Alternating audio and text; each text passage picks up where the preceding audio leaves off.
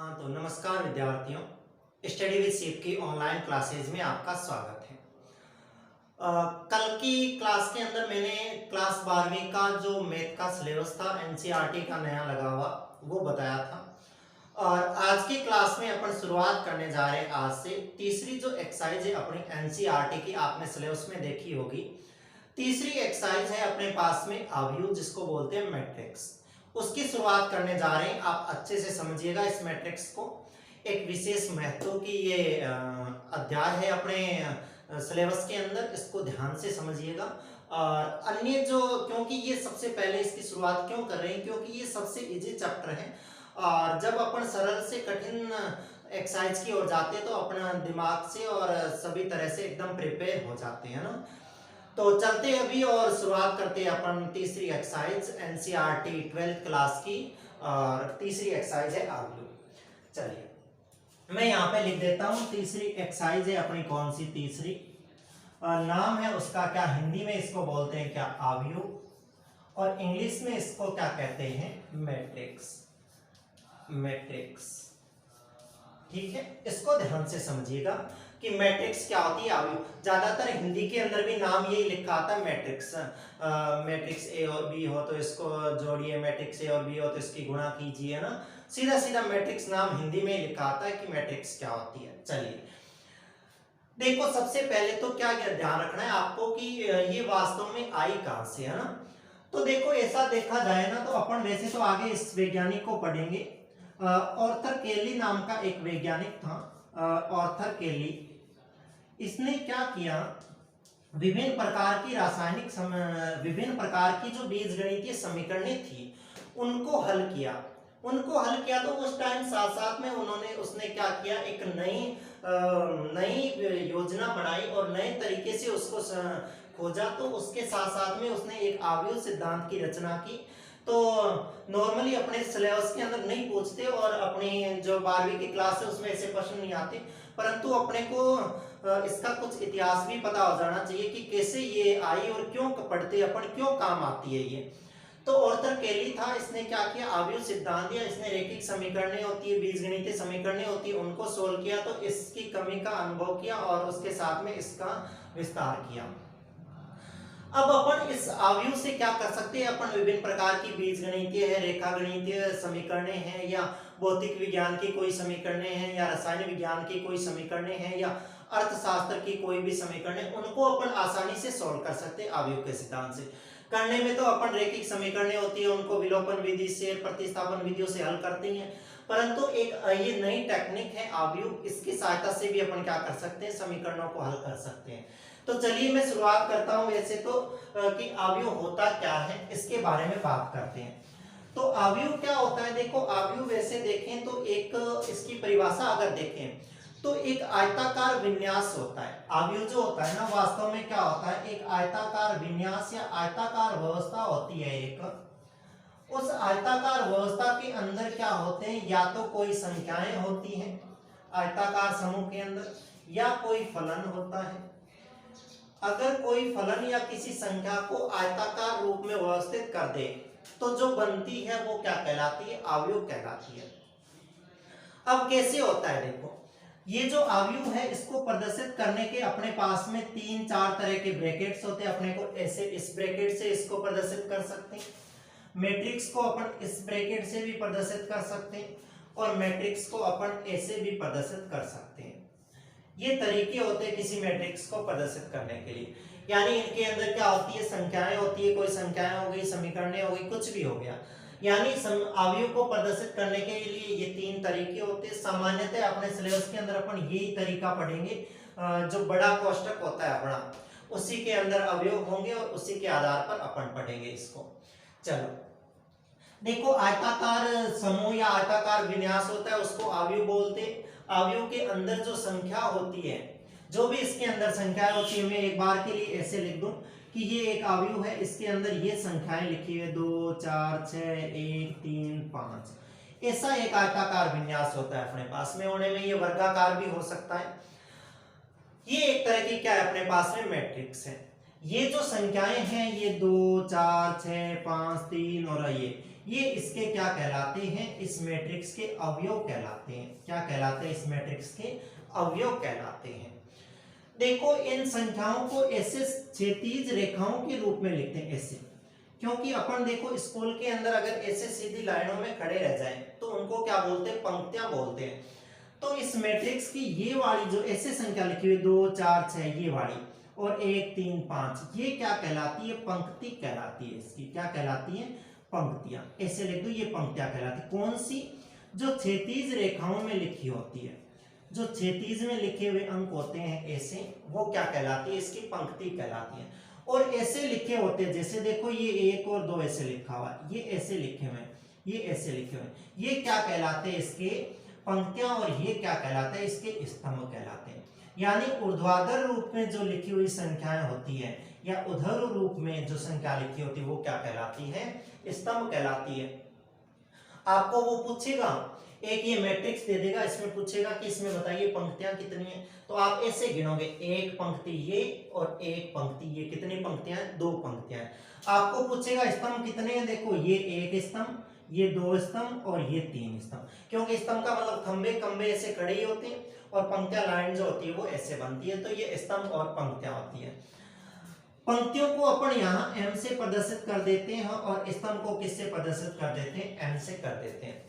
और अगर इसके अवयव निकालने हो अपने को तो अपन क्या करते हैं, m और n को क्या कर देते हैं, गुणा कर देते हैं।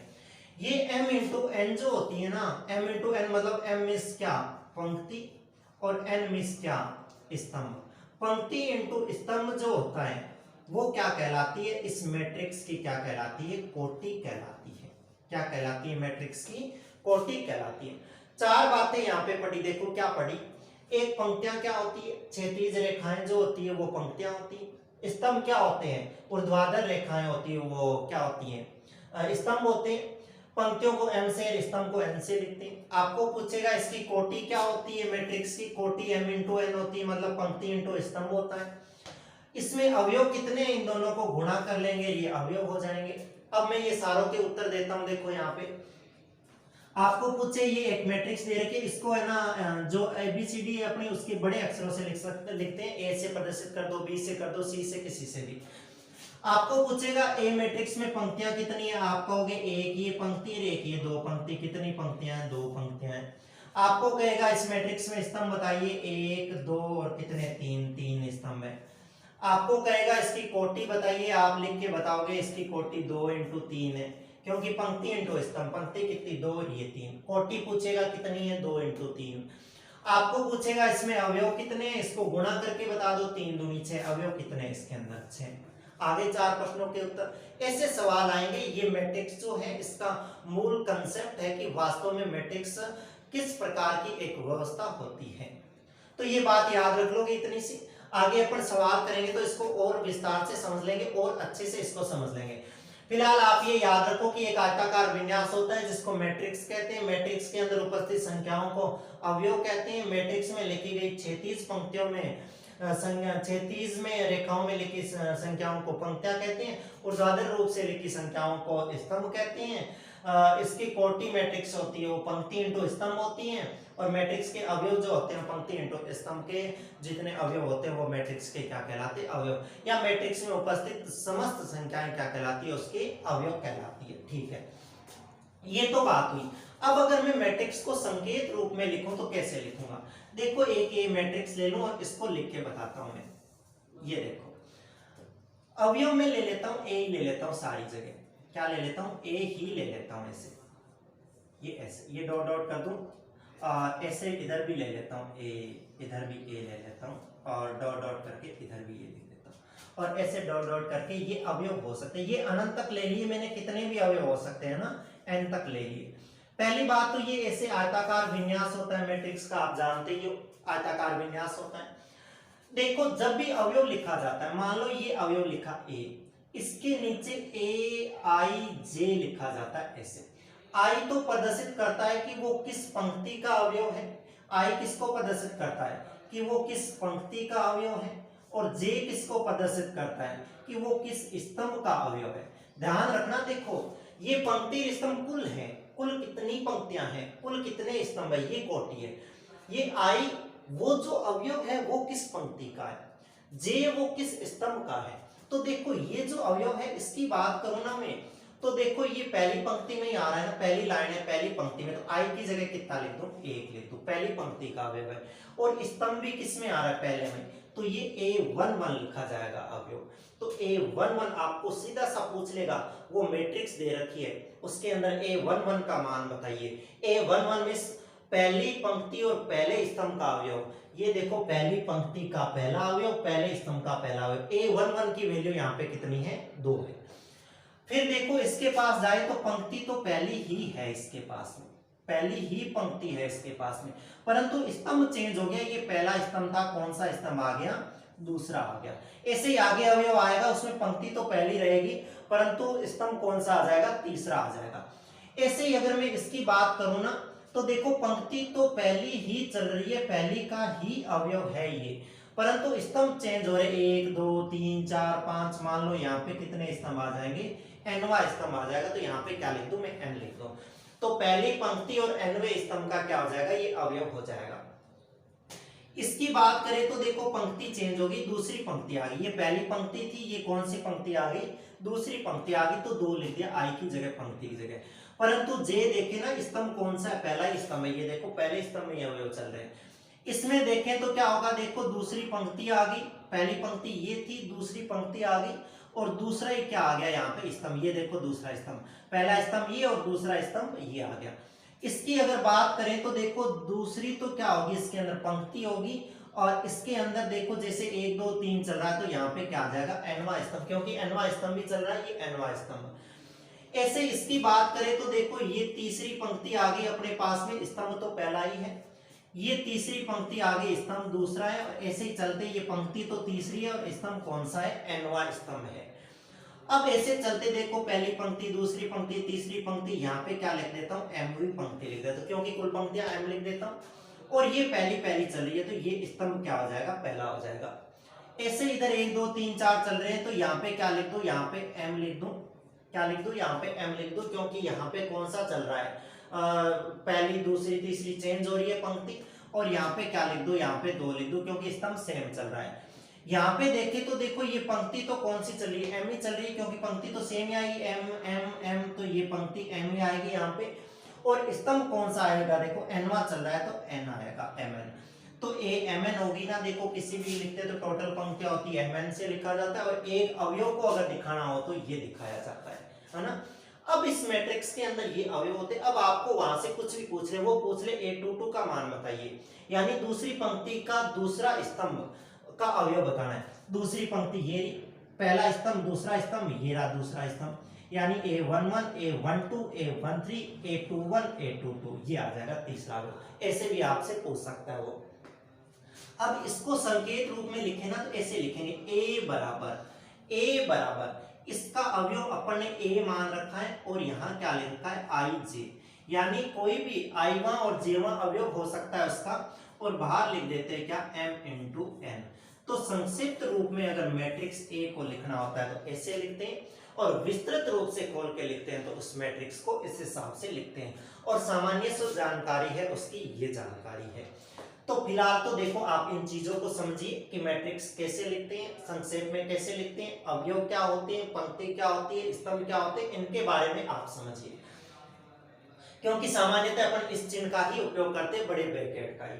अब मैं आगे चलता हूं, और एक बार आपको अगर ये मोटा मोटी कुछ उतारना है इसमें से तो आप उतार लीजिए, नहीं तो अपन आगे चलते हैं और आगे थोड़ी सी और चीजें पढ़ते हैं इसके बारे में। तो मैं यहाँ से हटा देता हूँ इनको और आगे चलते हैं। देखो आगे क्या पढ़ते हैं, आगे अपन थोड़े से पढ़ते हैं इस मैट्रिक्स के प्रकार कितने होते हैं, यानी ये मैट्रिक्स होती है वास्तव में तो कितने प्रकार की मैट्रिक्स होती है, इसको भी अपन पढ़ते हैं।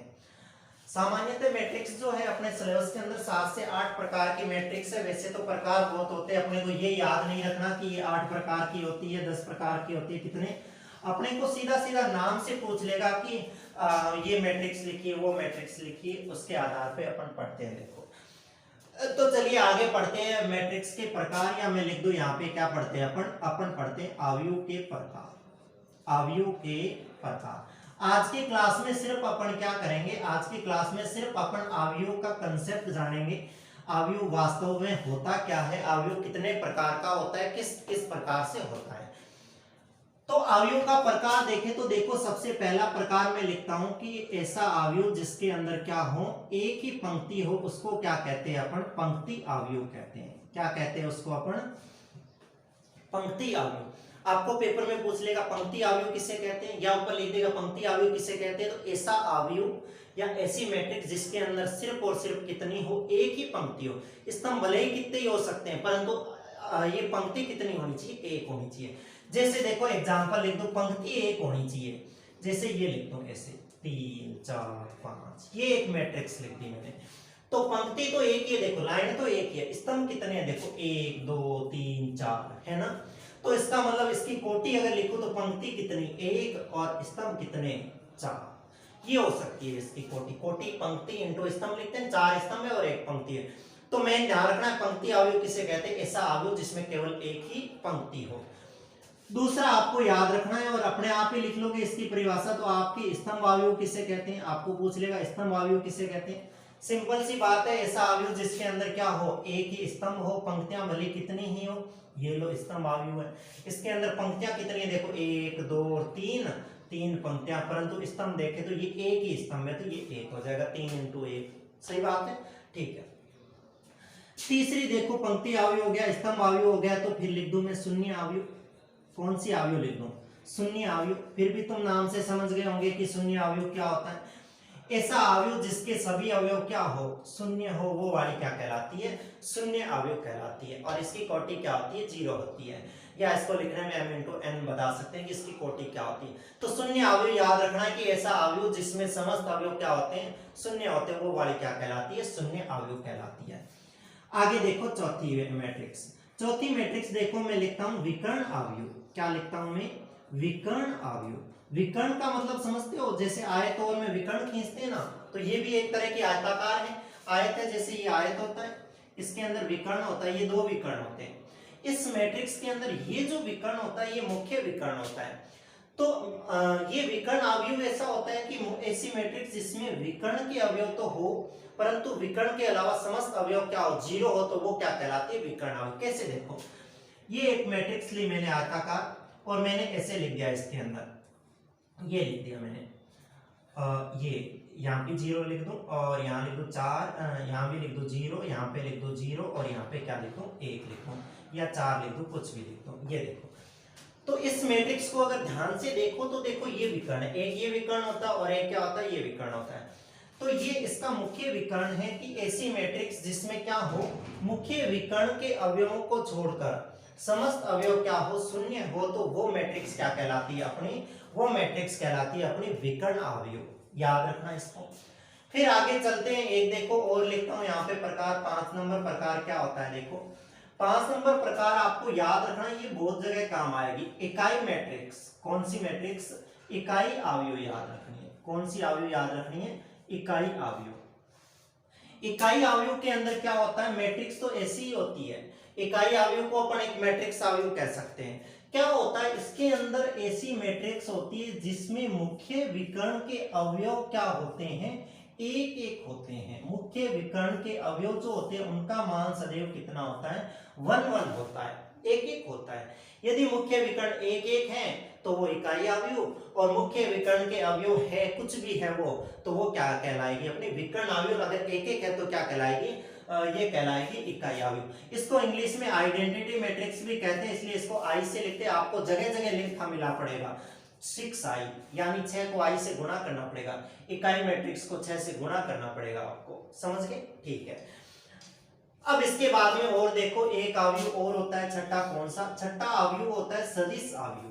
कौन सा अवयव होता है, सदिश अवयव होता है। होता तो ऐसा ही है, सदिश अवयव भी एक तरह का विकर्ण अवयव ही होता है, परंतु इसके अंदर मुख्य विकर्ण के जो अवयव होते हैं ना, वो समान होते हैं। मान लो मुख्य विकर्ण के अवयव एक जैसे होते हैं, वो 2 2 हो सकते हैं, वो 3 3 हो सकते हैं, वो 5 5 हो सकते हैं, 7 7 हो सकते हैं। तो ऐसी मैट्रिक्स जिसमें मुख्य विकर्ण के अवयव समान हो, वो सदिश अवयव। जिसमें मुख्य विकर्ण के अवयव असमान हो, विकर्ण अवयव। ऐसे मैट्रिक्स जिसमें मुख्य विकर्ण के अवयव एक एक हो वो क्या कहलाते हैं, इकाई अवयव। बाकी सारे इनके अंदर क्या होगा, शून्य होगा। फिर आगे देखो सातवां जो अवयव है वो कौन सा अवयव है, सातवां अवयव याद रखोगे आपकी त्रिभुजाकार अवयव होता है। कौन सा अवयव, त्रिभुजाकार अवयव होता है। इसको समझो, देखो त्रिभुजाकार अवयव क्या होता है। त्रिभुजाकार अवयव देखें तो दो प्रकार का होता है, अलग अलग प्रकार से बताता हूं। एक होता है ऊपरी त्रिभुजाकार अवयव, कौन सा, ऊपरी त्रिभुजाकार अवयव, और एक होता है क्या, दूसरा होता है निचला त्रिभुजाकार अवयव। निचला त्रिभुजाकार अवयव, त्रिभुजाकार अवयव मतलब त्रिभुजाकार है तो त्रिभुज टाइप का बनेगा कुछ। तो देखो क्या होता है, ऐसी वर्ग मैट्रिक्स या ऐसी मैट्रिक्स जिसमें क्या होता है, मुख्य विकर्ण के ऊपर के सभी अवयव तो कुछ ना कुछ हो, कुछ भी हो, एक्स वाई जेड 2 3 4 कुछ भी हो, परंतु मुख्य विकर्ण के नीचे के सभी अवयव क्या हो, शून्य। जैसे ये देखो मुख्य विकर्ण है, ये मुख्य विकर्ण है, इस मुख्य विकर्ण के नीचे के सभी अवयव देखो क्या है, 0 है।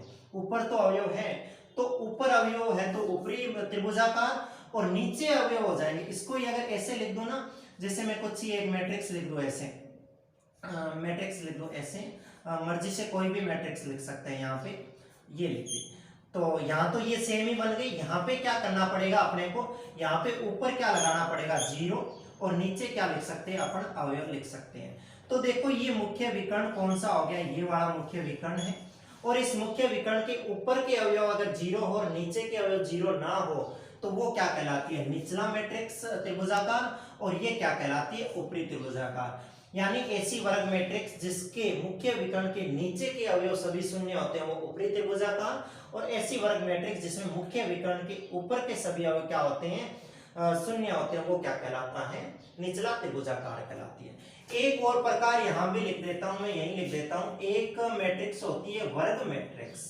कौन सी होती है, वर्ग मैट्रिक्स बोल दो या अवयव बोल दो, क्योंकि हमेशा अपन ये नाम ही चलेगा और यही मिलेगा ज्यादातर अपने को सवालों के अंदर, वर्ग मैट्रिक्स किसे कहते हैं। तो ऐसी मैट्रिक्स जिसमें स्तंभ और पंक्तियां दोनों क्या हो, बराबर हो, जैसे ये लिख दी मैंने। इसके अंदर देख लो 1 2, 2 ही पंक्तियां हैं, 1 2 ही स्तंभ है। तो ऐसी मैट्रिक्स जिसके अंदर क्या हो, m बराबर n हो, क्या हो, m बराबर n हो, मतलब जितनी मैट्रिक्स के अंदर पंक्तियां हो उतने के उतने क्या हो, स्तंभ हो, तो वो वाली मैट्रिक्स क्या कहलाती है, अपनी वर्ग मैट्रिक्स कहलाती है। तो ये थे अपने मैट्रिक्स के 8 प्रकार। अपन ने 8 प्रकार पढ़े कि पंक्ति अवयव क्या होता है, जिसमें एक पंक्ति हो, स्तंभ में एक स्तंभ हो, शून्य अवयव जिसके अवयव शून्य हो, विकर्ण अवयव जिसमें मुख्य विकर्ण के अवयव हो, अन्य सभी अवयव शून्य हो, इकाई अवयव जिसमें मुख्य विकर्ण के अवयव इकाई हो, सदिश अवयव जिसमें मुख्य विकर्ण के अवयव समान हो, अन्य सभी 0 हो, और ये त्रिभुजाकार निचला और ऊपरी त्रिभुजाकार और क्या पढ़ी, वर्ग मैट्रिक्स पढ़ी। तो ये सिंपल सी अपनी जो ये क्लास थी, ये क्लास थी अपने मैट्रिक्स का जो बेसिक कंसेप्ट होता है, मैट्रिक्स वास्तव में होती क्या है और ये उपयोग में कैसे आती, इसके बारे में था। अब इसका उपयोग कैसे करते हैं, कैसे इन सवालों को करते हैं, आगे जो 3.1 एक्सरसाइज है वो अपन स्टार्ट करेंगे आगे की क्लास में। आज की क्लास में तो अपन इतना ही समझते हैं मैट्रिक्स के बेसिक के बारे में, आगे का पढ़ते हैं अपन आगे की क्लास में। तब तक के लिए धन्यवाद।